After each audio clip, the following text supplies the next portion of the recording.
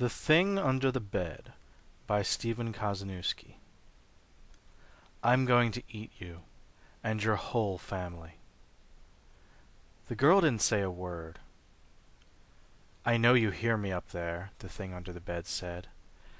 You can pretend to ignore me, but I'm still going to devour you.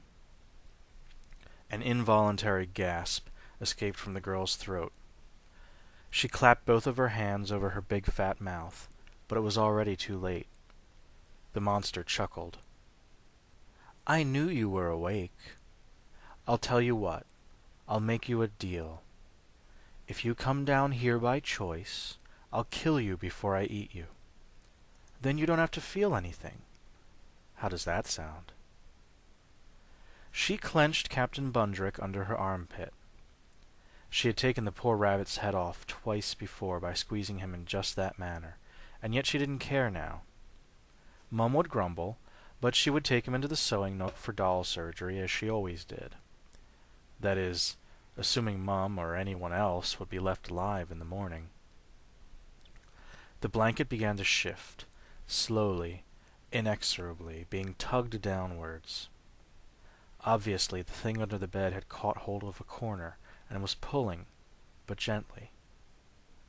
The goal was to scare her, not to catch her. Nevertheless, she scrambled out from under the covers and planted her bottom on her pillow. The thing chuckled again.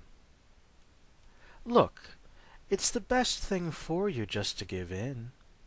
What's your plan, anyway? What have you got up there? A pillow? And that desiccated old bunny? My Dad'll be home soon enough, she spouted defiantly. That's a nice voice you've got. Very pretty. I think your vocal cords shall be very tasty. Well, you're just a big bully. If you're so tough, why don't you come up here, then? Silence. So she had finally shut the thing up. She grinned over her little victory. I'm afraid it doesn't quite work like that, little pet. No, you have to come down here. And you will, soon enough, along with your dad and your mum and everybody else. She hung her head, trying desperately not to let a mournful tear strike her mattress. To distract herself, she turned and looked out of the window. Big Ben seemed to be wearing the moon as a halo. She had not learned Roman numerals, and she still struggled with reading an analog clock. But after a moment's counting, she saw that it was 3-something. Sometime after 3 in the morning. Her father would be home from his shift any moment now. Why not call out to your mum? The thing whispered in the darkness. I'll bet she'd be delicious. I mean, a big help to you. The girl couldn't tell whether the monster was teasing or not, but the sounds of her mum's piggish snoring from the next room betrayed that she had spent another night deep in her bottles. The girl might call and call for hours, but never wake her mother. She rubbed her forearms. Without the blanket she was getting cold, but she feared being sucked down into the writhing darkness underneath the bed if the thing decided to start tugging on the sheets again. Why don't you just be quiet? A wave of laughter from beneath the bed splashed the girl's face like cold water. Oh, Mum, the thing called out. Mummykins, mother dearest. With each word, the thing's slimy, spectral voice grew louder and louder. Quiet, quiet, the girl cried, her heart now beating solidly in her throat. It doesn't matter. She can't hear. She's soused. It's just you and me, my darling. Now come down here and cuddle. At that moment, the telltale noise of the door of the flat opening filled the air, and a wave of relief washed over her. Da! Da! She dared a peek over the side of the bed. Not so eager to yell now, are you? The thing held its peace. Da! Da! Oi, what is it? her father's voice replied from the foyer. "Come quick, Da!" She leaned far out over the side of the bed. The writhing tentacles of darkness that seemed to slither out from under the bed, forever on the periphery of her vision, had disappeared. And from the monster, not a peep. Her father appeared at her doorway, a silhouette in the moonlight. He flipped the switch, and light filled her room, making her blink in surprise. Finally illuminated, she could see his kind face, smiling eyes, and cracked lips. "What's all the racket, then, little bit?" All at once she felt foolish. There's something under the bed." His right eyebrow shot up, nearly rocketing through the roof. "What kind of a something? A shoe? A ball?" "No, Da. A monster." He smiled deftly, his toothy grin suddenly overtaking the rest of his face. "Oh, is that all? Let me run out and get me sawed off, then." He turned to leave. "No, Da! Da! Don't go!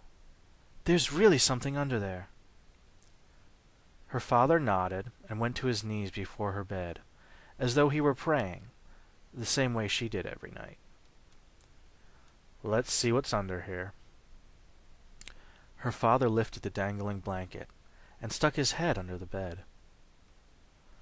"Oh, I don't see anything," her father's muffled voice reported back. "No, wait. What's this?"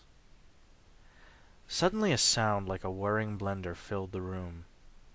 She stared down at her father's kneeling form. His leg began to twitch. "Da?" In an instant his twitching leg turned into a kicking leg, like a grasshopper's. Then his whole body began to writhe and shake. The whirring grew louder and louder, and then, in the space of a split second, his entire body was sucked under the bed, only his screams and the strange buzz of the devouring monster filling the air. A plume of blood exploded out from under the bed an instant later, spraying the floor, her Sunday shoes, and the wall. The girl began to scream. She began to scream loudly, not caring what the neighbors would think, not caring what her mum would think, if it broke through her drunken torpor at all. She screamed and screamed for all she was worth at the horrible, bloody demise of her father. Enough of that. The voice caught her off guard. It didn't belong to the monster. It was far too refined, and somehow it sounded smaller. She glanced down at Captain Bundrick, the stuffed rabbit. The captain was standing of his own volition, and staring at her. His button eyes didn't blink, but otherwise he seemed fully alive. "Captain? How are you—" "Never mind," the stuffed rabbit said. "Perhaps you've gone mad. But that's not what's important now. What's important is that the thing under the bed doesn't escape." "Don't listen to him," the monster intoned. "He's clearly a delusion." "If you toss me through the doorway," Bundrick continued, pointing, "I know where your father keeps the gasoline and matches. You and your mother won't survive, but most of the people in this building will have time to escape. And more importantly, that thing will burn up too." "I'll make you a counter-proposal," the thing said. "If you come down here of your own choice, I'll leave your mum alone." "There's no good decision," Bundrick said, "but there is one correct decision." She grabbed the stuffed rabbit and tossed him with all her might through the doorway. A moment later, the smell of gasoline filled the air. The next day, the Evening Standard reported a wholly different explanation for the fire. The end.